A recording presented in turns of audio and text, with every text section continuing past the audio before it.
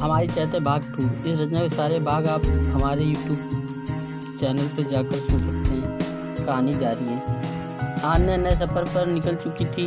2 दिन बाद वो सुबह होते होते शाहगंज के बस स्टॉप पर पहुंची, जहां से उस गांव के लिए 5 घंटे का रास्ता था। आन्या ने देखा कि चारों तरफ वहाँ जंगल जंगल था। एक पल के लिए वो घबरा सी गई, पर तभी उसे एक जीप आती दिखी जो जंगल की ओर से ही आ रही थी। वो जीप में कोई 2 आदमी थे। अन्या को बहुत अजीब लगा कि इस इलाके में जीप कैसे आ सकती। वो अभी ख्यालों में थी कि जीप उसके सामने आ रुकी। अचानक से लगे ब्रेक के कारण उस कच्ची सड़क पर धूल का अंबार उड़ बढ़ा। इस वजह से अन्या ने आंखें बंद कर ली। फिर उसे कांपती आवाज़ में सुनाई दिया, क्या तुम अन्या बेटी हो? जब उसने धीरे धीरे आंखें खोली तो पहली नज़र जीप चला रहे इंसान पर गई। एक लंबा चौड़ा सा कोई 25-26 साल का नवयुवक था। वो भी अन्या को हैरान नज़रों से देख रहा था। शायद उसे अन्या की खूबसूरती पर यकीन नहीं हो रहा था। अन्या की आंखें खुलती ही वहाँ टकरा गई। वो हैरान सी हो गई। इतना हैंडसम बंदा इस गाँव से हो यही देव ठाकुर है, और पहनावा भी मॉडर्न ही था। इतने में उस बुजुर्ग ने अपना सवाल दोहराया। तब अन्या अपने वास्तविक दुनिया में आई और लड़खड़ाते हुए आवाज़ में जब उसने हाँ कहा तो उस बुजुर्ग ने जीप से उतर कर उसे गले लगा लिया, और उस नवयुवक के चेहरे पर भी मुस्कान तैर गई। तब उस बुजुर्ग ने अपना परिचय दिया कि वो उसका दादा है, और ये जमींदार साहब के लड़के अंश साहब हैं। पूरे गांव में बस इन्हीं की जीप है। तुम्हारे आने की खुशी में जमींदार से उधार मांगने पर ये जीप लाया हूँ। अन्या ने अंश नाम सुनकर भौहें सिकोड़ दी। फिर उसे ख्याल आया कि हो सकता है मिशन के लिए आने पर मेरी तरह इनका भी नाम बदल गया हो। अन्या के बदले इस भाव पर उसके दादाजी ने गलत मतलब निकालकर उसे कहा कि तुम इसलिए परेशान हो ना कि हमें कैसे पता कि तुम यहाँ हो और हम आ गए। अरे अन्या बेटा, यहाँ की बस पकड़ने वाले की हर बात अंश साहब को मिल जाती है। तुम्हारा पता भी हमें मिल गया था। तुम्हें तो पता ही है बिना पहचान। जब अन्या ने अंश की तरफ नज़र उठाई तो वो हड़बड़ा गया, जैसे उसकी चोरी पकड़ी गई हो। अन्या कुछ और समझे इससे पहले ही जीप रुक गई। वो लोग एक ऊंचे टीले पर थे जहाँ से पूरा गांव दिख रहा था। अन्या जीप से उतर गई। वहाँ से पैदल जाना था। वो गांव था तो जंगलों के बीच में। वहाँ का प्राकृतिक सौंदर्य अद्भुत था। 2 तरफ गांव जंगल से घिरा हुआ था। एक तरफ नदियों का कलकल तो दूसरी ओर लहलहाते हुए खेत थे। बीच में गांव इस तरह बसा हुआ था कि हर एक घर के सामने लंबा चौड़ा आंगन था, और सारे घर पंक्तियों से बने थे, ठीक जैसे शहरों में कॉलोनियाँ बसी हुई हैं। बस बीच में गली नहीं, मैदान था। सारे घरों में छत थे। घर ही नहीं लग ही नहीं रहा था कि यह विकास से अछूता था। अन्या अंश और अपने दादाजी के साथ नीचे की तरफ जैसे जैसे आ रही थी, वो वहाँ के सौंदर्य में खोती जा रही थी। गांव में प्रवेश करते हुए उसे एक बड़ी हवेली दिखाई दी। वो गांव के सरपंच के घर था और अंश ठाकुर के पिता का।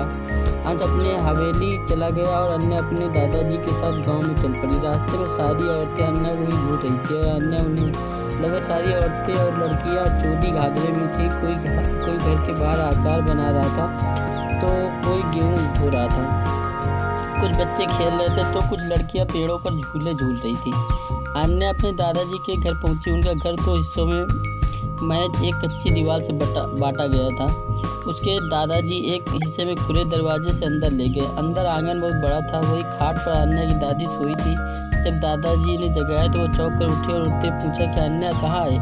सामने अन्या को देखकर वो फूट फूट के रो पड़े। अन्या ने उन्हें समझाया और चुप कराया। तब दादी ने बताया कि वो अन्या का सुबह से ही इंतजार कर रही थी, पर आग लग गई। इस पर अन्या ने कहा कि दादी, आप सुबह नहीं रात से इंतजार कर रही, इसलिए आग लग गई। इतने पर दादी अन्या के गले लगाकर दादाजी से कहने लगी कि देख रहे हो, आज भी वैसी ही है हमारी अन्या जैसे पहले थी। तभी सामने की दीवार से कुछ गिरने की आवाज़ आई।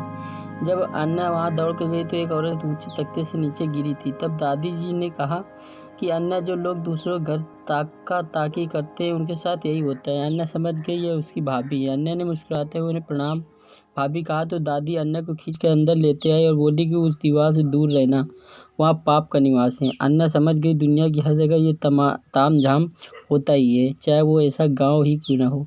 अन्या के दादाजी ने तब अन्या से कहा कि वो हाथ मुँह धुलकर खाना खा के आराम कर लें। दादी से बातें करते हुए और गांव के बारे में जानकारी लेते हुए शाम हो गई।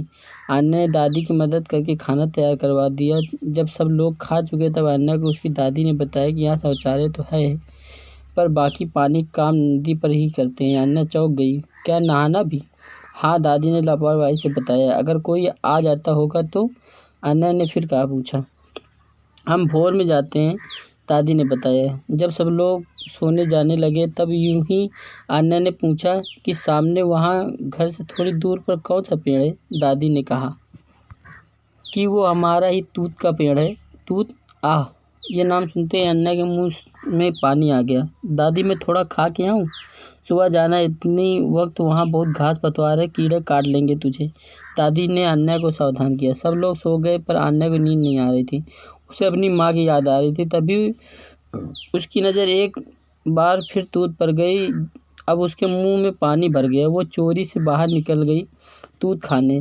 चूँकि सब लोग सो गए थे और गांव भी सुनसान हो गया था, तो चिंता की बात नहीं थी। अन्ना ने पिंक सूट पहना हुआ था और बाल खुले हुए थे, जो उसके कमर के नीचे लहर रहे थे। इस वक्त चांदनी रात में अन्ना किसी परी से कम नहीं लग रही थी।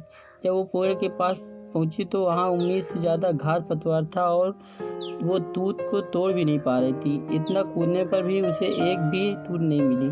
तभी कहीं से एक मीठी आवाज़ आई, मैं मदद कर सकता हूँ आपकी। अन्ना पीछे मुड़ी तो कोई लड़का था। वो चांदनी रात में पेड़ की छाया से चेहरा साफ नहीं दिख रहा था। वो लड़का अन्ना के जवाब का इंतजार किए बिना ही तूत तोड़ने लगा। उसे तोड़ते हुए अन्ना एकटक देख रही थी। जब उसने तूत तोड़कर अन्ना को दिए तब उसका ध्यान हटा। वो समझने की कोशिश कर रही थी कि कौन है ये। वो मुड़ी ही थी कि उसका बाल लड़के के कड़े में फंस गया। अन्ना की चीख निकल गई और झटके से वो पीछे खिसकी तो उस लड़के के एकदम पास पहुंच गई, इतने पास कि उसके सांसों को महसूस कर सकती थी। तब उस लड़के ने बाल सुलझाते हुए अन्ना के कान में आकर बोला कि आप बहुत खूबसूरत हैं।